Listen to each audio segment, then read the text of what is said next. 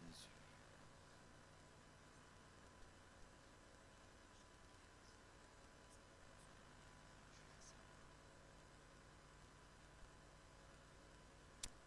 Gloire à Dieu. Gloire à Jésus. Amen. Qu'il est bon pour chacun d'entre nous d'être dans la présence de notre Seigneur Jésus. Et nous savons que le voile a été déchiré au travers de l'œuvre de Christ pour que nous puissions pénétrer dans la présence même de notre Dieu. Alors c'est vrai que lorsque nous étudions la Bible, lorsque nous méditons la Bible, lorsque nous lisons la Bible, il est important pour nous de replacer les passages des Écritures dans leur contexte. Déjà, quand vous lisez l'Ancien Testament et le Nouveau Testament, vous savez que ce sont des dispensations différentes. L'Ancien Testament fait référence à la loi de Dieu, tandis que le Nouveau Testament fait référence à quoi? À la grâce de notre Seigneur Jésus. Et si nous ne replaçons pas les passages de la Bible dans leur contexte, il y a le danger pour nous de mal les interpréter. Et si nous les interprétons mal, nous vivrons mal notre vie chrétienne. Alors j'ai pris un exemple qui va vous sauter aux yeux, mais pour bien expliquer cette vérité que je viens de nommer. Par exemple, il est dit dans l'Évangile selon Marc, chapitre 9, verset 47, « Si ton œil est pour toi une occasion de chute, qu'est-ce que tu dois faire? Tu dois l'arracher.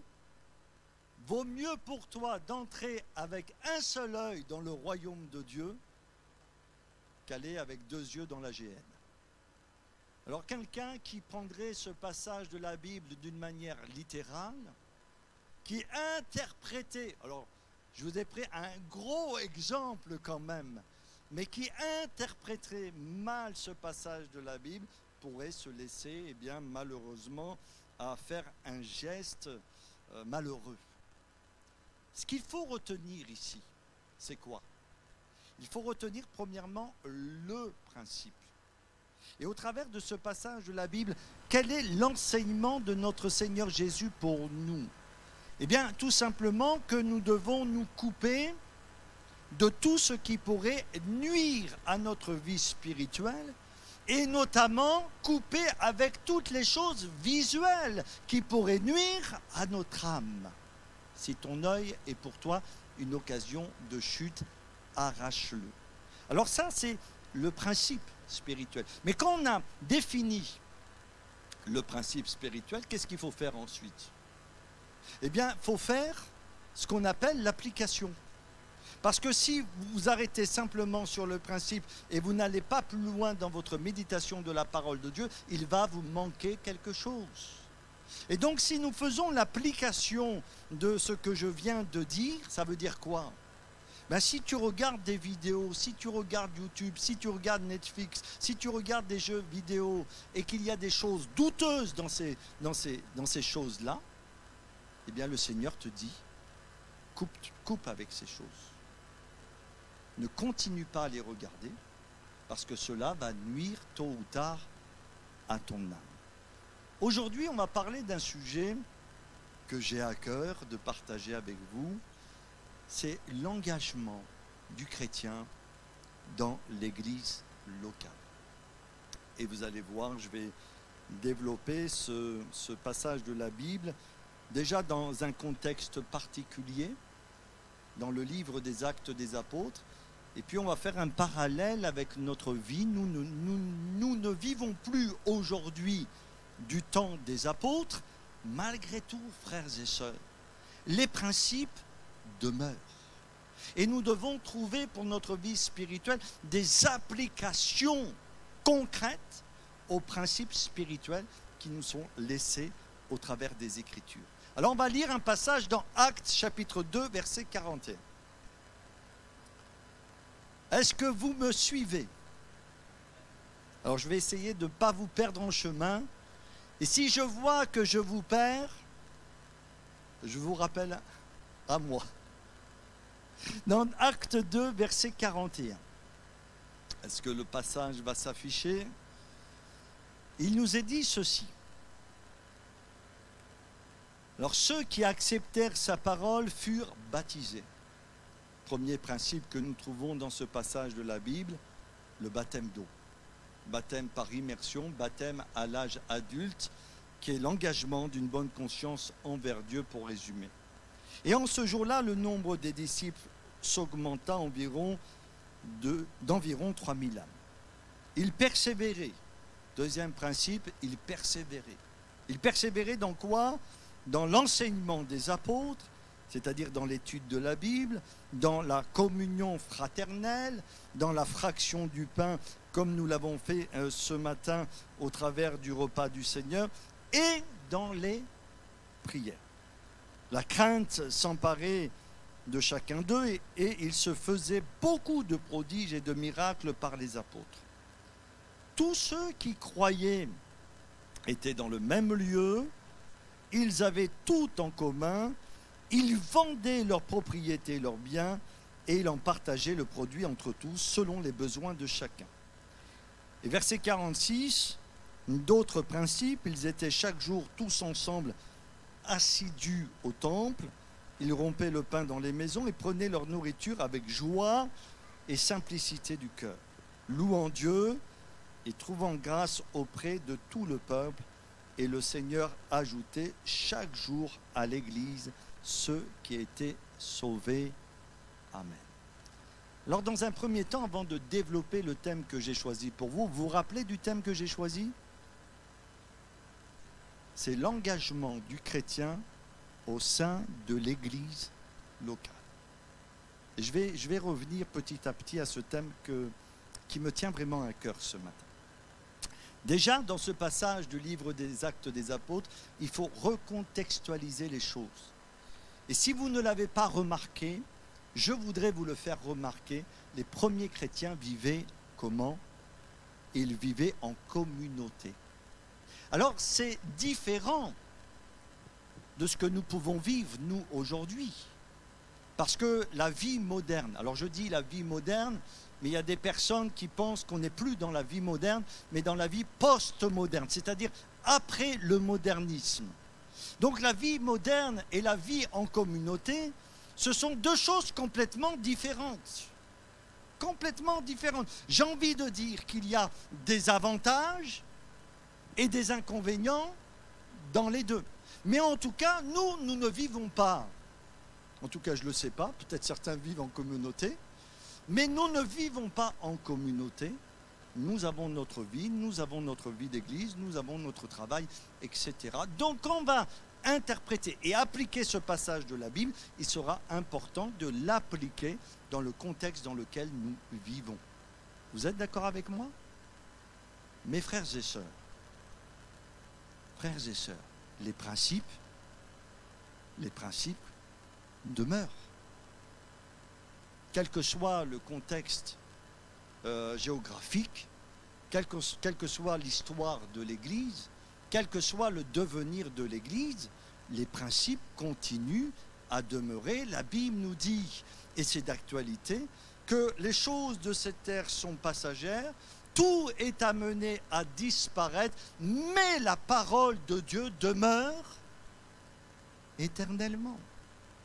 Donc Dieu ne peut pas dire une chose à un moment donné et dire tout le contraire quelques instants plus tard. Ce n'est pas possible, les principes demeurent éternellement. Et les principes qui demeurent éternellement sont des sécurités en fin de compte pour notre foi et c'est ce qui nous donne de l'assurance aussi pour vivre notre vie chrétienne. Alors quels sont les principes? J'en ai retenu quelques-uns. Bon, il y a la prière, la persévérance, mais il nous est dit aussi qu'ils avaient un lieu de rassemblement. En tout cas, dans les premiers temps, les chrétiens se rassemblaient au temple. Ils étaient ensemble, c'est-à-dire d'un même cœur. Ils étaient unis ensemble chaque jour. Alors c'est plus compliqué pour nous. Ils consacraient du temps à leur vie spirituelle et il nous est dit, ils étaient assidus au temple. Est-ce que vous me suivez toujours?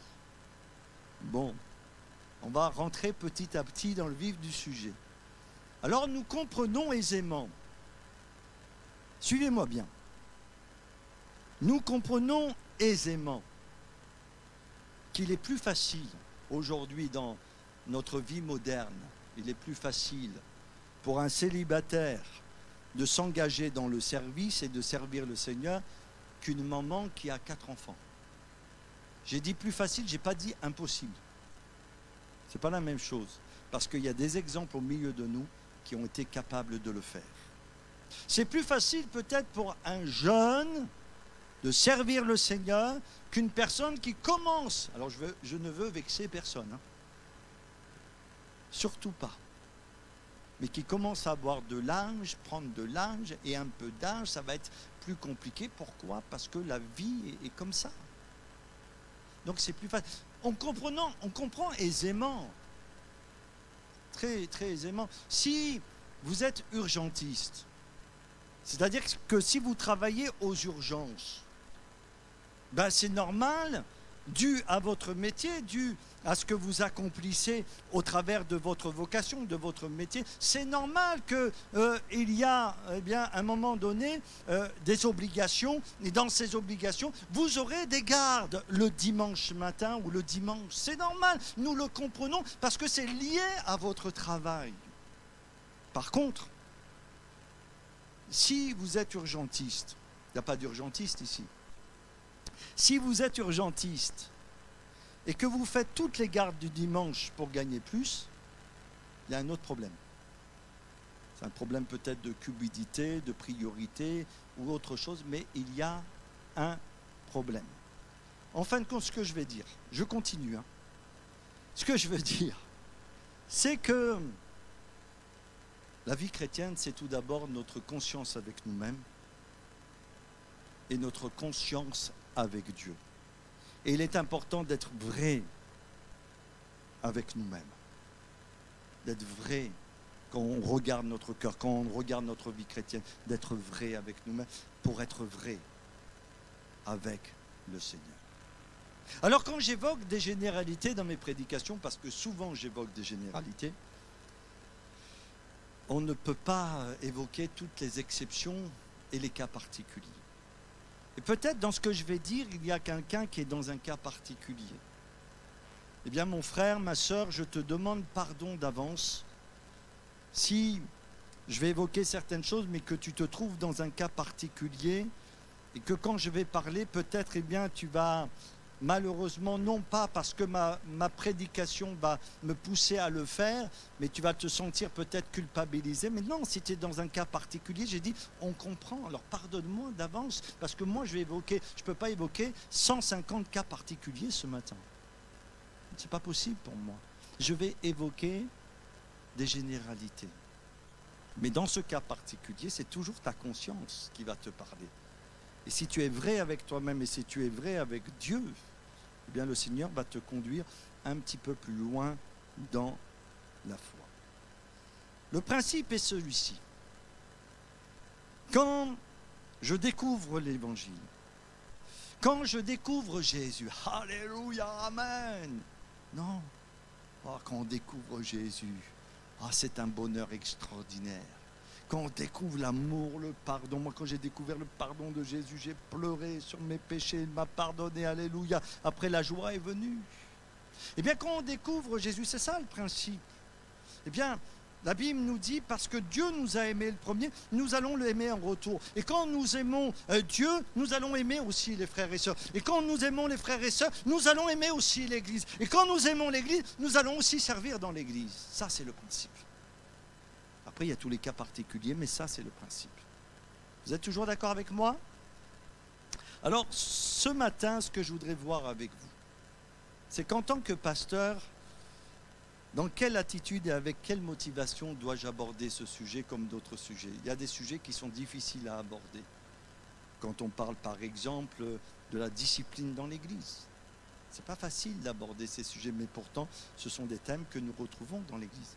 Quand on parle de la tenue vestimentaire dans l'Église et parmi les chrétiens, ce n'est pas un sujet facile à aborder, surtout dans le temps moderne. Mais l'Église, l'Écriture en parle, elle dit qu'on doit être sobre, qu'on doit veiller, qu'on doit faire attention. Alors, il y a toutes sortes de sujets comme ça, et je vais expliquer mon attitude et les motivations de mon cœur ce matin. Ça va être le premier point. Le deuxième point, c'est que l'engagement du chrétien, c'est toujours un engagement par amour. Le moteur et l'engagement du chrétien a pour base son amour pour Dieu. Et quand il n'y a plus l'amour de Dieu, parce qu'une chose ou une autre a remplacé l'amour de Dieu dans son cœur, eh bien c'est vrai que, comme il est dit dans cette église de l'Apocalypse, ce que j'ai contre toi, c'est que tu as abandonné ton premier amour. Et vous savez comme moi, frère, on ne va pas se raconter des histoires ce matin. Quand on n'a plus d'amour, ou moins d'amour pour le Seigneur, ça a des répercussions directement sur notre vie chrétienne et sur notre comportement, sur nos attitudes et sur toute notre vie. Ne nous racontons pas d'histoire. Donc ça sera le deuxième point. La deuxième chose, et ça nous concerne nous particulièrement. Quand l'engagement des chrétiens meurt,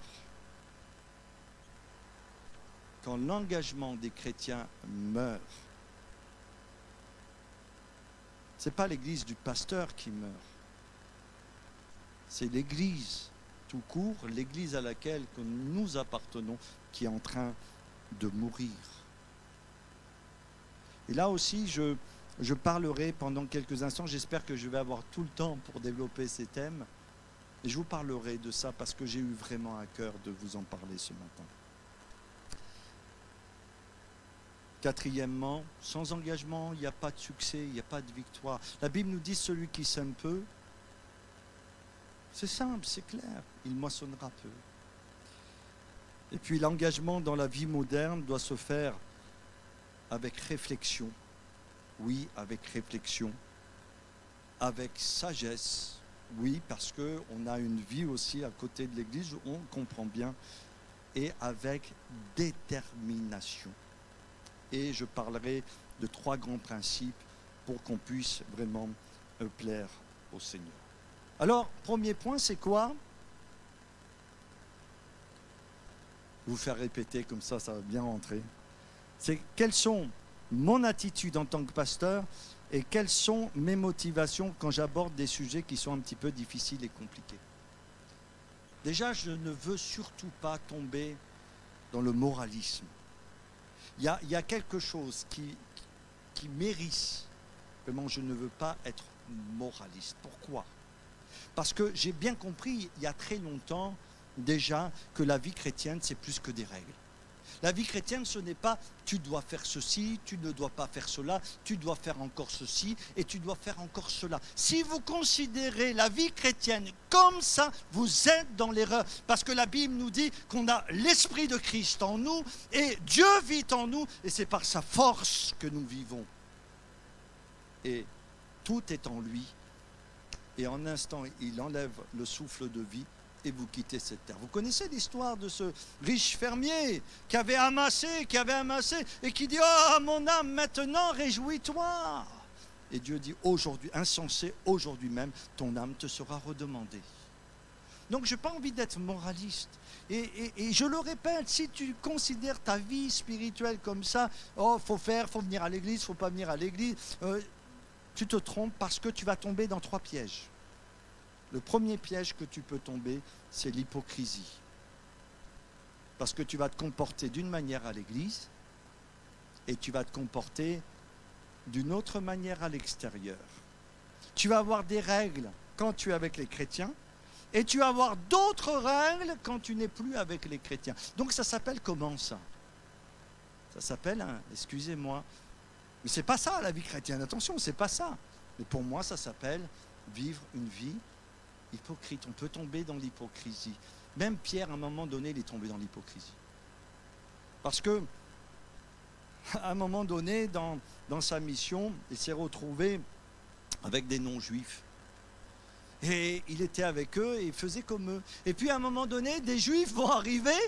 Et quand il va voir arriver les juifs, qu'est-ce qu'il va faire? Il va se détourner des non-juifs pour pratiquer les mêmes coutumes que les juifs. Et l'apôtre Paul va le reprendre là, à ce moment-là.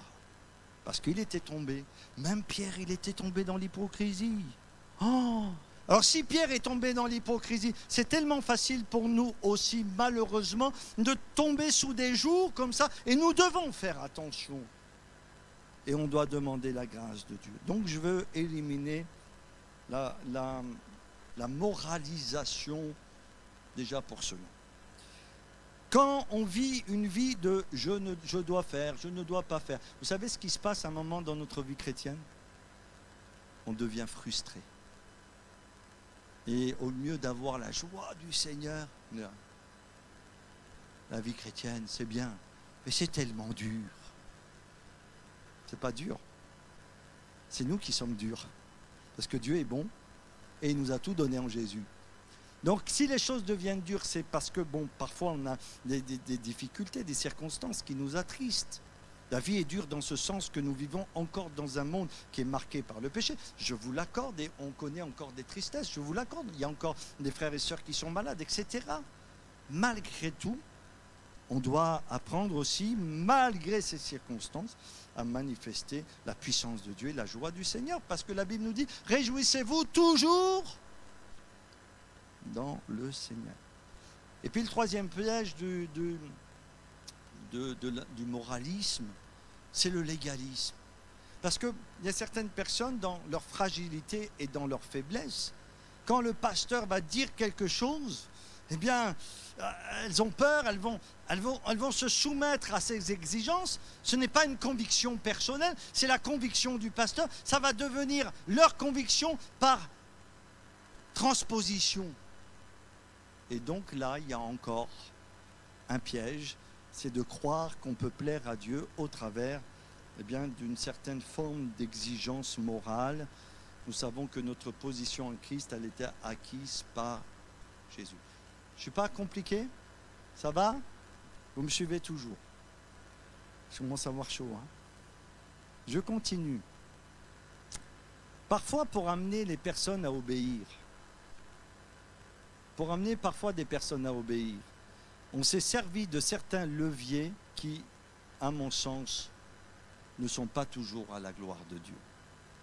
Vous savez ce que c'est un levier? Un levier, ça sert à soulever un fardeau, à déplacer quelque chose. Et parfois, spirituellement ou moralement ou psychiquement, et nous le voyons dans ce monde, il y a certains leviers pour faire avancer les choses. Mais il faut faire attention aussi à nos motivations. Et le pasteur doit faire attention aussi à ses motivations quand il s'adresse à l'auditoire. On peut se servir du levier de la peur. Oh, si tu ne viens pas à l'église, le feu de Dieu va tomber sur toi. Oh, il faut que je sois à l'église, parce que je ne sais pas si demain le feu de Dieu tombe sur moi. On peut utiliser le levier de la carotte. Viens aux réunions, mon frère, tu seras béni. Tu verras. Il y a des vérités dans ce que je dis, parce qu'on est béni dans les réunions. Mais il faut faire attention que ça ne soit pas la vraie motivation. La vraie motivation, je vous l'ai dit, on va en parler, c'est notre amour pour Christ. Celui de l'activité. Viens, je vais te donner un service, comme ça tu seras fidèle à la réunion. Comme ça, tu serviras Dieu, tu seras là et tu pourras être là. Ça, c'est une erreur à mon sens. Parce qu'il faut d'abord avoir l'esprit du serviteur pour avoir un service dans l'Église. Et si on n'a pas l'esprit du serviteur et qu'on a un service, tôt ou tard, ça va poser un problème quelque part. Celui de la gentillesse ou de la manipulation pour faire plaisir au pasteur ou par peur du pasteur. On va venir à la réunion. Celui de l'ambiance aussi. C'est des leviers qu'on peut utiliser. Mais j'ai envie de vous dire, je sais pas, je vous dis ça parce que je vais bientôt partir, non? Parce que j'ai beaucoup réfléchi depuis quelque temps. J'ai beaucoup réfléchi. Je vous donnerai un témoignage d'un pasteur qui m'a appelé il y a quelques jours. En fin de compte, le vrai défi pour nous, c'est d'être des chrétiens matures. Des chrétiens responsables de notre salut et responsables de l'Église où Dieu nous a placés pour qu'on puisse le servir avec amour, avec force en comptant sur sa grâce. Oh frère, vous savez, l'Église, oui, l'Église, elle n'est pas parfaite. Oui, vous n'avez pas un pasteur parfait. J'ai bien conscient, comme je le disais, hein, j'ai dit, vous pouvez prendre un cahier et écrire tous mes défauts. Et on était à la réunion, c'était un lundi soir, et il y a un frère qui a dit, non, c'est une encyclopédie qu'il faudrait prendre. Moi, j'aime bien l'humour, ça ne me dérange pas. Mais l'Église, c'est l'Église de Jésus. Et si on ne sait plus aimer son Église, si on ne sait plus pleurer sur son Église, si on ne sait plus s'investir, il y a des choses qui blessent énormément les frères et sœurs, mais qui blessent aussi énormément les pasteurs. Donc le défi pour nous, c'est la maturité. Posons-nous vraiment les bonnes questions en tant que chrétien de l'église de Pézenas. Où j'en suis avec Jésus, où j'en suis dans mon investissement, dans les réunions, dans les activités. Posons-nous la question devant Dieu avec honnêteté et ne pensons pas que cela ne nous regarde pas. Si tu ne fais pas partie de l'église, c'est une chose. Mais si tu te considères faisant partie de l'église locale, du corps de Christ, tu dois te sentir responsable de ce qui se passe dans l'église. Et je voudrais que ce soit le Saint-Esprit qui le marque au fer rouge dans votre cœur ce matin, frères et sœurs. Je voudrais que le Saint-Esprit vous parle par rapport à ça. Parce que le monde moderne, je l'ai dit, a beaucoup d'inconvénients. Et l'un des inconvénients du monde moderne, c'est de nous éloigner de l'engagement. On vit aujourd'hui une époque où les gens ne veulent plus faire ni de sacrifice, ni d'engagement. Forfait sans engagement. Vie de couple sans engagement. Location de voiture sans engagement. Mais les siècles nous ont montré et continuera à nous montrer qu'il y a des principes spirituels et naturels qui demeurent et que même si cette mentalité post-moderniste et moderniste essaye de gagner nos cœurs, moi je voudrais vous dire, sans engagement, Dieu nous dit, celui qui somme peu, moissonnera peu. Donc la maturité. L'engagement, c'est toujours un engagement par amour. Il y a quelques semaines en arrière, quelques mois, je vous avais prêché sur David. Est-ce que vous vous rappelez ce que j'avais dit sur David ? Alors là, là, je pense si quelqu'un s'en rappelle, merci Seigneur. C'est dans 1 Chronique 1,18. À un moment donné, David, il va chez un homme qui s'appelle Ornan. Et Ornan, quand il voit le roi arriver chez lui, imaginez-vous que le président arrive chez vous, qu'il sonne à votre porte, ou quelqu'un d'important. Donc Ornan, lorsqu'il voit le roi, j'allais dire le président, le roi David arriver chez lui, waouh! Il est tout bouleversé, il est là, vraiment il veut honorer le roi, il veut honorer l'homme de Dieu, il veut honorer David. Et David, il est venu dans un but précis, c'est d'offrir des holocaustes, d'offrir des sacrifices à l'Éternel. Et Ornan va dire, ne t'inquiète pas, je vais tout te donner pour que tu puisses faire des sacrifices comme ça à Dieu. Mais David va dire ceci, je n'offrirai pas un sacrifice qui ne me coûte rien à l'Éternel. Et là, dans ce passage de la Bible, j'avais parlé avec vous que David, il parle sous la grâce. Parce que quand on réfléchit bien, quand on aime vraiment, ça va nous amener à faire des sacrifices que nous ne considérons pas vraiment comme des sacrifices, que les gens voient comme des sacrifices, mais nous ne les considérons pas comme des sacrifices. Pourquoi ? Parce que nous le faisons par amour. Même le monde nous enseigne. Même le monde nous enseigne. Le monde nous dit, quand on aime, on ne compte pas. C'est pas dans la Bible, ça. C'est dans le monde. Donc, l'amour. Alors, bien sûr, je me répète, je fais bien la différence entre entre les généralités et les cas particuliers. Et j'ai dit au début, vous m'avez bien écouté, pardonnez-moi si vous êtes dans un cas particulier, il n'y a pas de souci, je le comprends. Mais tout est une question d'amour. Tout est une question d'amour. Et quand l'engagement diminue, que ce soit dans la prière, que ce soit dans les réunions, que ce soit dans notre investissement pour l'Église, il peut y avoir des cas particuliers. Je suis d'accord avec vous. Mais il y a aussi parfois un manque de zèle qui provient vraiment parce qu'on n'a pas compris toute la dimension de la vie chrétienne, de la vie de l'Église. On n'a pas tout saisi et on a besoin que le Saint-Esprit illumine les yeux de nos cœurs pour comprendre que l'Église, c'est la prunelle de Dieu. Il y a un passage que je cite souvent aux frères. Écoutez-moi, mes frères.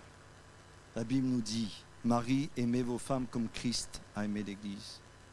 Et pour que Christ aime l'Église et pour que l'Église puisse exister, eh bien, on voit que Jésus, il a donné sa vie pour l'Église de Pézenas. Il a donné sa vie pour que tu aies la vie, pour que tu sois pardonné, pour que je sois pardonné, pour que je sois une nouvelle créature, non pas pour vivre pour le monde, mais vivre pour lui et pour sa puissance. L'amour nous poussera à faire les bonnes priorités, à choisir les bonnes priorités, à organiser notre vie. Vous vous rappelez du troisième point? Quand l'engagement des chrétiens meurt, l'Église commence à mourir. C'est le mal de ce siècle, frères et sœurs. Il y a quelques jours, un collègue m'appelle. Et ce collègue me dit, Sébastien, je le connais très bien, m'a dit, je suis fatigué. Ah bon, pourquoi tu es fatigué? Je suis fatigué. J'ai l'impression qu'il faut que toujours je pousse à la roue, toujours je pousse à la roue. Bon, il faudrait mettre des nuances dans ce que je vais dire. Il faudrait vraiment mettre des nuances, frères et sœurs, parce que je parle de généralité, mais il me disait, je suis fatigué. Je suis toujours en train de le dire, mais c'est important qu'on soit ensemble pour prier, pour faire ceci, pour que l'Église grandisse, pour que des âmes soient sauvées, pour que les personnes... Il dit, mais voilà, c'est toujours, hop, je les motive. Il y en a qui sont là, et 4 matins après, parce qu'il n'y a plus la motivation, boum, ça retombe comme le soufflé au fromage. Et je mets un peu d'humour. Mais quand j'avais ce frère au téléphone, lui, il rigolait pas. Il se sentait épuisé, il se sentait fatigué. Où sont les Aaron et les Hur et les Josué qui tiennent les mains du pasteur? Où sont les anciens qui tiennent les mains, alors dans cette église, les mains du pasteur? Où sont les frères et sœurs qui vont être là et dire, mais nous on aime notre église, on va se battre pour notre église, on vit des temps difficiles, c'est pas facile parce que le monde est complètement déboussolé, parce qu'il y a une chose, il n'y a pas une chose, il y a une autre, mais on va être là pour l'église parce que c'est mon église, j'ai été sauvé dans cette église. Vous savez, c'est difficile quand c'est toujours le même noyau qui sert le Seigneur. Et nous, avec Sandrine, des fois, on se bat avec les plannings. Parce que, vous avez vu, ce matin, elle n'a pas chanté avec moi, Sandrine. Moi, j'aime pas quand Sandrine ne chante pas avec moi. Je suis moins à l'aise. Mais, parce qu'elle est ogive. Et je vous le dis, on est là, on parle très, très simplement, très sincèrement. Quand c'est qu'un noyau qui fait vivre l'Église, un petit noyau, alors quand le noyau il est plus important, tant mieux. Mais quand c'est un petit noyau, il y en a qui sont ogives au champ, au ménage, à la garderie, à l'espace vert. Ça devient compliqué pour gérer les plannings. Et alors on me dit après, il faudrait faire ça, pasteur. Je dis, attendez s'il vous plaît. Commençons à mettre les choses un peu à plat. Ayons une bonne base pour travailler. et puis on va aller un petit peu plus loin parce que sinon ça ne va pas le faire. Ça va, je ne vous décourage pas? Si vous êtes dans un cas particulier, je vous demande pardon. Il y a un danger aussi, là je suis libre, que les générations qui arrivent, qui sont façonnées par cette mentalité du moderniste et du post-modernisme, soient que simplement des consommateurs. Et des fois, je regarde un peu les espaces verts, je remercie les frères ce matin qui viennent fidèlement pour que vous ayez un bel espace vert, ça prend du temps pour que l'herbe soit coupée, etc., etc. Je remercie tous les services, le ménage, tout ce que vous pouvez imaginer. Merci du fond du cœur. Mais vous ne faites pas que pour moi. Je crois que vous ne le faites même pas pour moi. Vous le faites pour le Seigneur.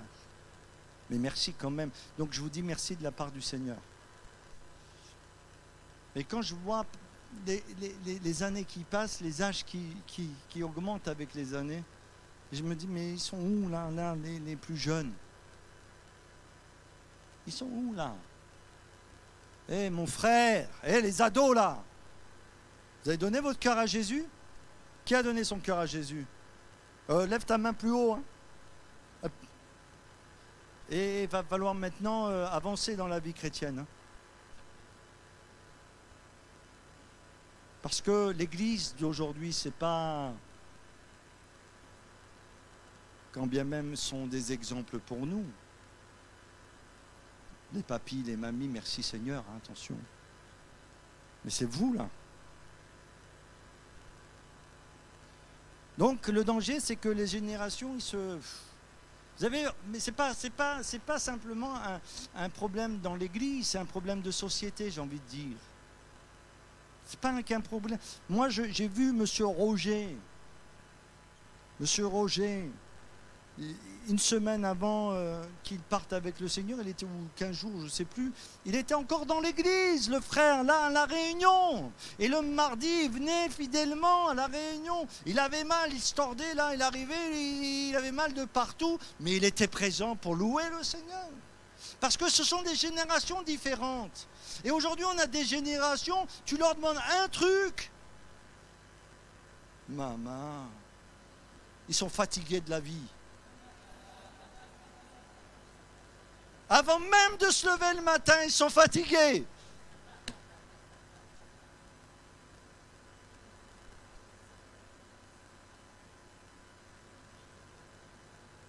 C'est la vie. Et vous savez que on parle des générations X, Y, Z, W. Mais le monde façonne nos mentalités. Si vous êtes dans un cas particulier, je vous demande pardon. Vous savez qu'on est toujours obligé de baisser les standards pour continuer les activités. On devient des prestataires d'activités. C'est pas ça l'Église. Moi, je vois pas ça comme l'Église. Pendant des mois et des mois, j'ai été faire des réunions à Clermont-Lérault. Les frères sont témoins. On n'était que quelques personnes, mais moi, ça me faisait du bien. L'Église, c'est plus que ça pour moi. La communion fraternelle, mais c'est plus que ça pour moi. Et puis, quand on est dans un service et qu'on n'est pas sérieux dans notre engagement, lorsqu'on n'est pas profond dans notre engagement, si on n'est pas sérieux devant Dieu, et c'est un cas de conscience aussi, ça tue l'Église. Parce qu'on descend petit à petit toujours les standards et les exigences que Dieu demande pour servir. Parce qu'il faut maintenir quelque chose. Vous savez, quelque part, quand on réfléchit bien, si on a 200 personnes dans une église, mais il y en a 10 qui servent fidèlement, au niveau de la qualité, on peut se poser la question. Alors, ce que je voudrais dire, c'est que c'est ma responsabilité devant Dieu. Je ne veux pas être moralisateur. C'est pas ça. Si vous avez bien compris mes intentions, prenez-le comme un message du Seigneur pour votre vie. Servir, c'est une grâce, c'est un privilège, c'est un bonheur. Et si on ne sert pas Dieu, on servira toujours quelque chose d'autre.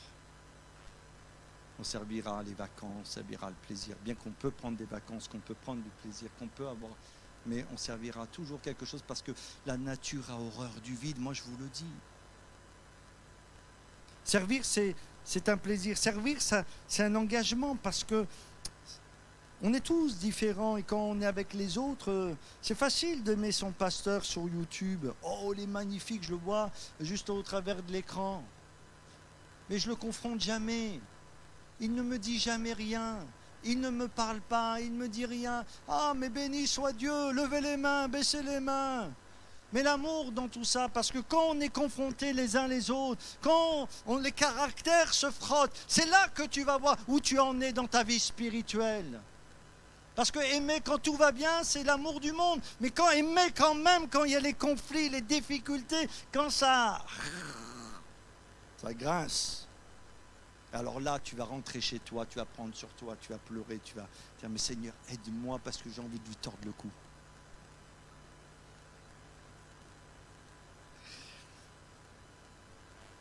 Et le service, c'est que le prolongement de la vie chrétienne. S'il n'y a pas d'engagement sérieux dans le service, il n'y a pas de service. Allez, je termine rapidement. L'engagement, c'est un chemin inévitable pour grandir, même dans la vie spirituelle. On le sait naturellement. Si quelqu'un veut apprendre à jouer du piano, ben mon ami, si tous les jours tu ne fais pas tes gammes, si tous les jours tu ne t'entraînes pas, si tu ne prends pas du temps pour apprendre à jouer le piano, est-ce que tu vas réussir? Je ne crois pas que demain matin tu vas te lever, tu vas réussir à faire Mozart ou Beethoven. Ça, c'est pas vrai. Si tu veux aussi un minimum de qualité dans ton travail, il faut que tu t'investisses. Et nous savons que les chefs d'entreprise, les entrepreneurs, et je lisais un petit peu la biographie d'Elon Musk, eh bien, il disait, voilà, il s'est vraiment investi dans ce qu'il voulait. C'est comme ça.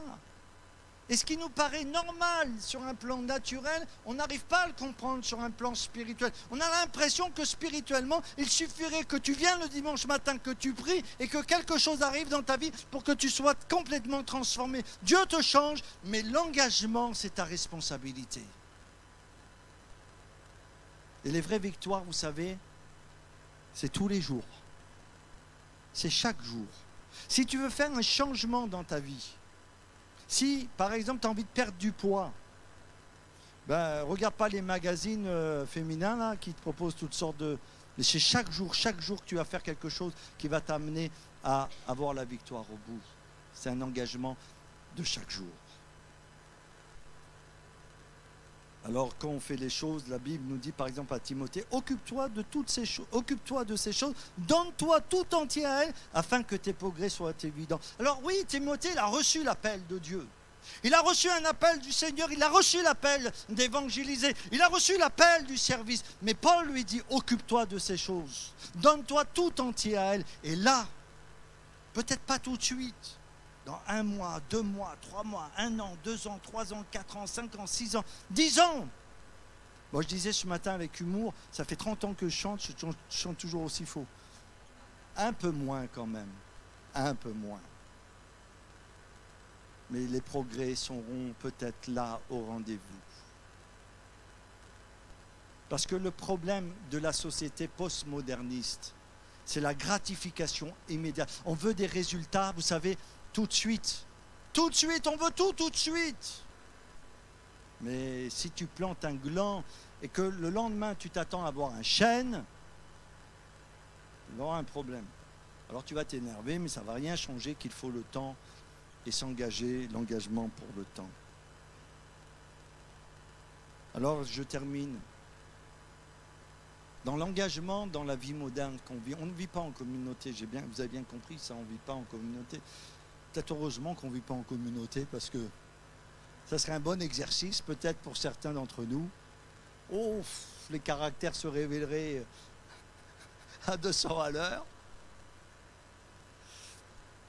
Mais dans la vie moderne que nous vivons, l'engagement doit se faire avec réflexion, sagesse et détermination.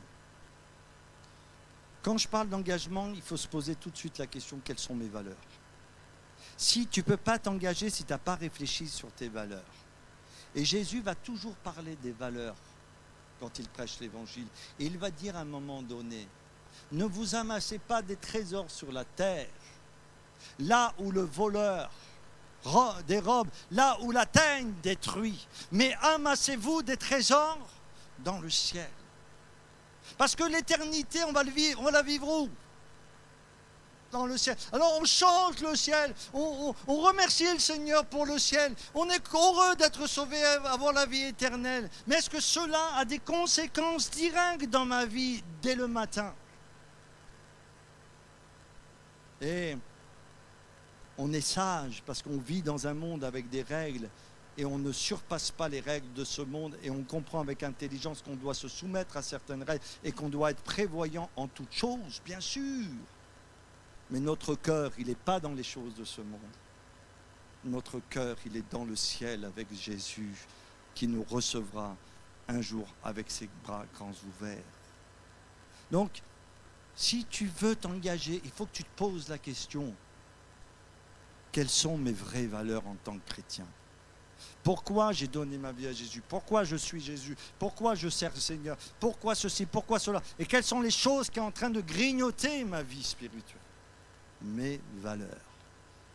La deuxième chose, ce sont mes priorités.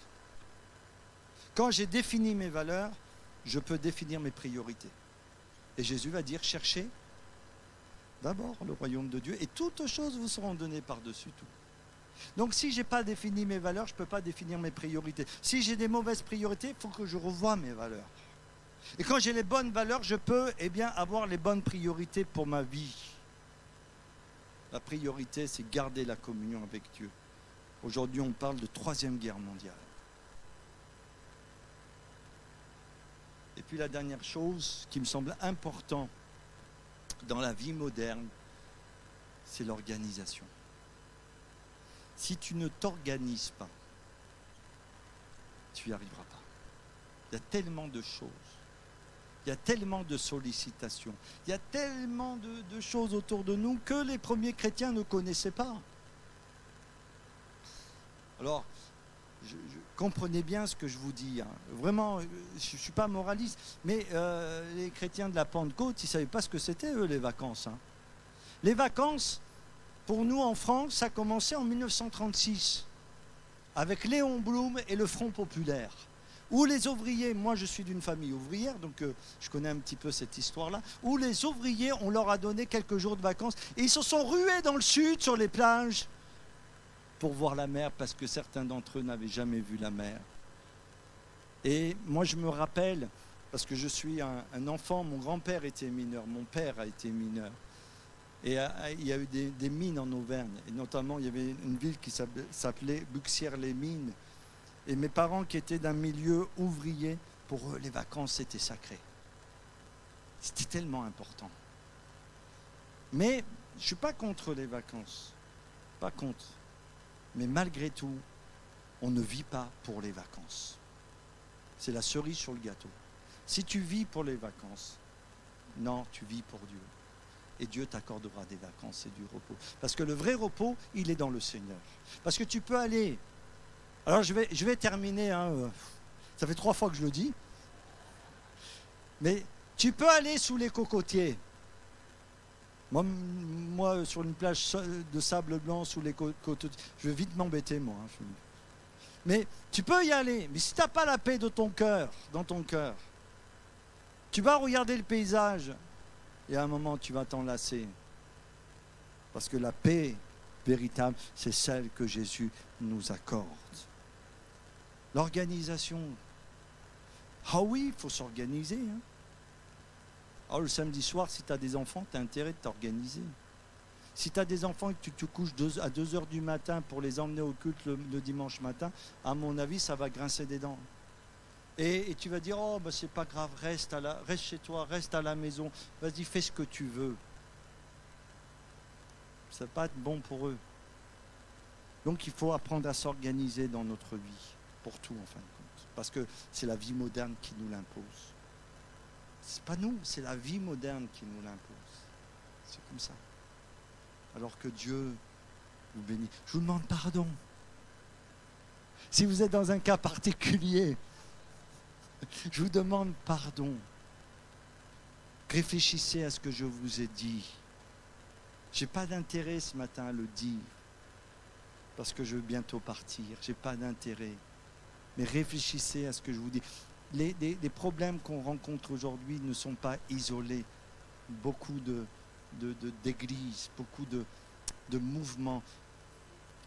Je conclus. À Rouen, il y a une grande cathédrale. Bon, on appelle Rouen la ville aux 100 clochers. Tellement qu'il y a d'églises, de clochers, de cathédrales. Mais vous savez, il y a une grande cathédrale avec beaucoup de place. Mais c'est devenu un musée. À un moment donné, il y a quelque chose qui s'est cassé, qui s'est rompu. Réfléchissez à ce que je vous dis et que le Saint-Esprit vraiment parle à votre cœur et vous aide et vous bénisse et nous bénisse tous ensemble. Que Dieu soit béni. On va prier. On va chanter un dernier chant. Je vais demander aux musiciens. Moi, je n'ai plus de voix. Je ne vais pas chanter le dernier chant. Je chante avec vous dans l'auditoire. On va demander à notre frère Jean-Marie s'il peut prier pour nous et que Dieu vous bénisse. Et pardonnez-moi encore si vous êtes dans un cas particulier.